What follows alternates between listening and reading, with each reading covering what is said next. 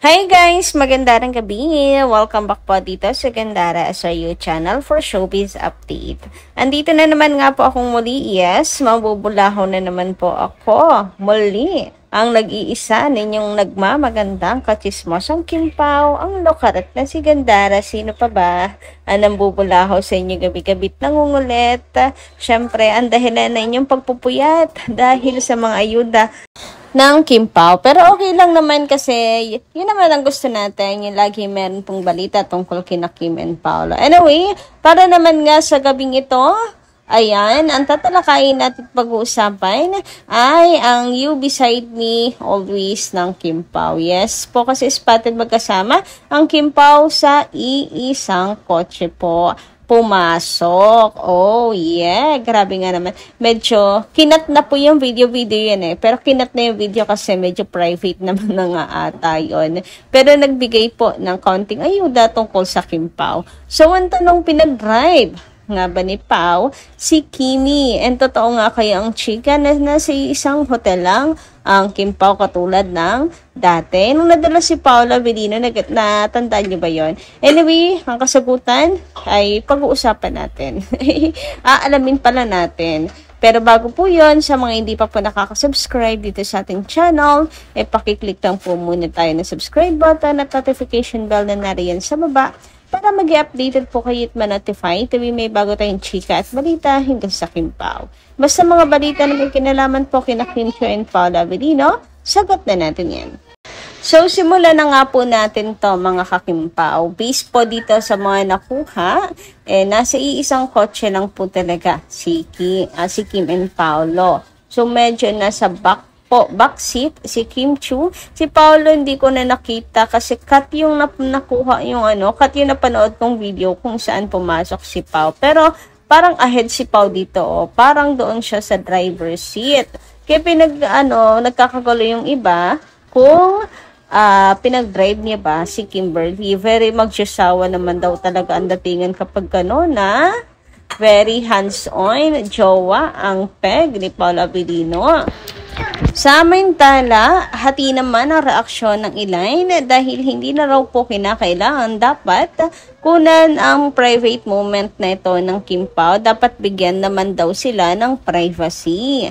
Pero mayroon naman nagsasabi na given naman daw na sila po ay sikat, ay dadaan sila sa mga ganto at normal po na bawat kilos nila ay talagang mababantayan na ng mga tao. Lalo pat grabe na rin nga ang kasikatan nila Kim and Paolo hanggang mapaibang bansa. So kayo, ano po ang inyong reaction patungkol dito?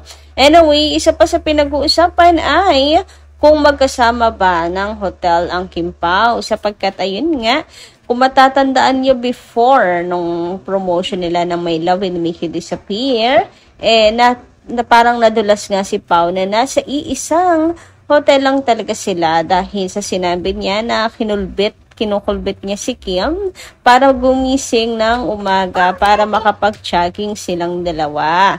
So, ayun, biglas din ang reaksyon ni Kim kung sinabi, tabi, kaya kinikilig at todo po ang sigaw ng mga tao. Kinulkulbit ba naman? So, biglang change si Pao. Hindi pala katok daw pala o kaya ay text tawag para gisingin si Kimberly. Pero wala na, hindi na yun mababawi kasi mukhang nadulas talaga si Paolo. Doon nagsimulan sinasabi na nasa iisang hotel lang talaga. Or isang hotel lang yung tinutuluyan nila. And dinefend ko naman po ang Kim Pao at lalo na po si Kim Chiu sa part na yon dahil ko ano-ano nang nasa isip ng mga tao. Guys, tulad ng sinabi ko, conservative, and si Kim Chiu mayroong paninindigan na kasal muna bago live-in, ganyan, 'di ba? And may mga kasama sila doon. So, hindi lang po si Kim and Paolo yon nang nandoon. May mga kasama doong team ni Kim Chiu. Anyway, masaya pa rin ang mga fans basta malaman na nasa isang room or iisa lang yung room na tinutuluyan ng Kim Pao. Ganong simpleng ayuda, masaya na po ang lahat ng mga Kim Pao fans. Wawala na po sa sobrang kilig. Anyway, ngayon naman dumako nga po tayo sa atin pong pagbabasa ng komento mula sa ating mga Kakimpaw fans. Mula po kay Ma'am Emelita Brayones, naman ng comment, sabi niya rito, "Hey Gandara, sa'yo lang ako naniniwala sa mga balita tungkol kay Kimpaw. Kaya yung vlog mo lang ang pinapanood ko. Kay Ders, stress ako pag may bad news tungkol sa kanila. Lalo na pag sinasabi na ipapartner sila sa iba. Sana naman ay huwag na kasi sobrang kasikatan nila ngayon. Hindi lang dito sa Pilipinas, pati sa ibang bansa. Yun bang paghahabol ni Jay kay Pao, totoo ba yun? O parang may mai-content lang ang mga basher? Kasi naiinis ako pag ano ng balita. Pilit na inilalapit si Pao kay Jay na tinatanggi na nga ni Pao na hindi naging sila. Sana move on na si Jay. May Jericho na siya. Tantanan na niya ang Kimpaw. Well, about sa sinasabi niyo kung totoo, wala naman po akong nababasang tabloid Kasi kapag ganyan, si Jay talaga naghahabol, abay matatabloid yan. Imposibleng pakakawalan niya ng mga manunulat ng showbiz, mga showbiz insiders, mga showbiz chikas, ganyan. Showbiz reporters. Hindi yung pakakawala ng mga tabloid. Kalat na kalat pag-uusapan yan. Pero wala pa naman ako nababasa mula sa mga tabloid. Mula lang sa mga vloggers. So, I think vloggers and comments lang ng mga netizen. So, I think may point yung sinasabi niyo na para may mai-content lang yung mga bashers. Kasi gusto nilang yun ang mangyari. Kumbaga, manifest nila at naniniwala na sila sa sarili na lang kasinungalingan. Alam niyo yun kapag kasi para nabubuhay na sila dun sa kasinungalingan. At kaya naniniwala na rin sila sa sarili nilang kwento. Parang ganon. So, I don't think may kinalaman si Jay. Kasi open naman po sila ni Echo. Yes. Open na open po sila ni Echo. At hindi naman po kinakahiyan ni Echo si Jay. And si Jay naman, very sweet naman po sa mga post nila ng relationship nila. So baka labas na si Jay doon, kinokontent na lang siya ng mga, alam niyo yun, nagmamanifest na punin ang maging endgame.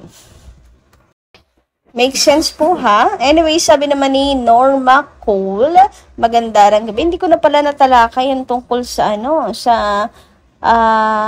sana wag na i-partner si Pao sa iba kasi sobrang na yung kasikatan ng Kim Pao sa ngayon. Ayan, abang na lang talaga tayo. Abang na lang talaga. Pero sana hindi talaga. Kasi isa rin ako sa magwawala. Hindi papayag. Anyway, move on na tayo dito sa komento ni Norma Cole. Magandang gabi po. Sabi niya, Gandara, salamat sa mga ayudang ibinabalita mo sa amin. At naniniwala ako sa iyo. Panatag na panatag ako at masaya dahil legit ang lahat. Kasi hindi ko alam kung bakit naging mahal na mahal ang couple na to. Araw-araw ko silang pinagdadasal. Sana matapos na ang problema ni Kim sa kanyang pamilya. UTI na lang si Paolo na handang tumulong sa kanyang pamilya. Maunti na lang may Paolo. Mabuti na lang siguro. Mabuti na lang may Paolo na handang tumulong sa kanya. God bless as always. Naalala ko kasagsagan na yan, Kasagsagan na may problema daw si Kim Chu, malungkot siya, iba yung aura. Si Pao nandun lagi sa kanyang tabi. Hindi siya iniiwan.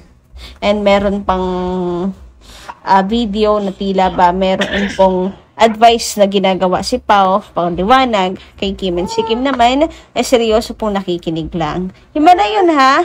Madalang kasi yun nating masaksihan na si Pao napakadaldal, napakaingay, napaka-seryoso. And si Kim Chu din na seryosong nakikinig lang. Usually si Kim kasi 'di ba yung tapos si Paolo hindi mo mapagsalita. Good listener lang siya. Pero naging baliktad, si Kim naman po yung naging good listener lang. So, meaning, siguro nga, may kinalaman yun sa naging problema ni Kim na nandoon si Pao sa kanyang tabi lang. Samantala, sabi naman po ni Ma'am Rose Meridiano, maganda rin gabi. Palagay ko Miss Gandara, pina-forward niya yung pic sa kanya. If not, hiniram niya yung phone ni Kim. Wala namang problema si Kim gamitin ng phone niya or pakialaman ng BF niya. Basta, siya ayaw niya because she has learned her lesson from her first relationship. Maging honest na lang daw. O, yan yung tinutukoy ko. Pero nakapagtataka din nga. Pwede po yung first na sinabi nyo na pina-forward na lang ni Paolo kay Kim yung picture. Since phone nga ni Kim yung ginamit po na pang selfie. Pero si Pao yung nag-post. So siguro finorward na lang. Nag-chat-chat silang dalawa, ganyan. Tapos si Pao na yung nag-post. Grabe talaga tong Kim Pao, oh. Pinag-iisip ang mga fans. Pero gusto ko yan. Yung mga ganyan. Kasi, ibig sabihin lang, abay, iba talaga yung level ng Kim Pao, no? Gift talaga yung relationship nilang dalawa. Anyway, hanggang dito lang muna guys ang ating update. Maraming salamat po sa inyong pakikinig. Kita-kits po muli tayo sa mga susunod ko pang chikas. Maraming pong salamat.